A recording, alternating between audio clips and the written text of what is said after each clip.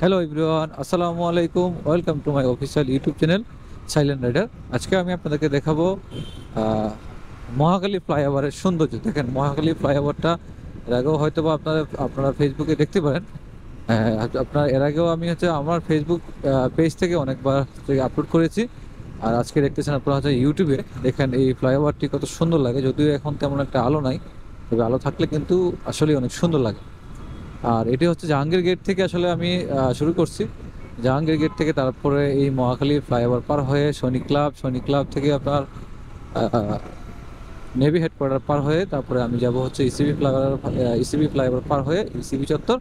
তারপরে আমি যাব হচ্ছে দেওয়ানপাড়া। দেখেন এই ফ্লাইওভারটি আসলে ভাই কত সুন্দর লাগে। আর রাত্রেবেলায় এই বিজ্ঞাপনগুলো যদি লাইট জ্বলে থাকে তাহলে কিন্তু আরো সুন্দর লাগে, বেশ ভালোই লাগে। তবে কিছু কিছু লাইট মনে হচ্ছে নষ্ট, যার কারণে তেমন একটা সুন্দর ফুটে উঠতেছে না। তারপর কিন্তু আসলে ভালোই লাগতেছে। দেখেন চারিদিকে পরিবেশটা খুব সুন্দর, কি ঠান্ডা। আর এখন কিন্তু আসলে মাঘ মাস অনুযায়ী কিন্তু আসলে শীত তেমন একটা নাই বললেই চলে। শীত মনে হচ্ছে ভয়ে পালাইছে। ওয়াও, এক কথায় অসাধারণ। যাদের কাছে এই মহাখালী সৌন্দর্যের ফ্লাইওভারটি ভালো লেগেছে অবশ্যই কমেন্ট করে জানাতে ভুলবেন না। আর কারা কারা এই রাস্তায় দৈনন্দিন চলাফেরা করেন তারাও কমেন্ট করে জানাতে ভুলবেন না।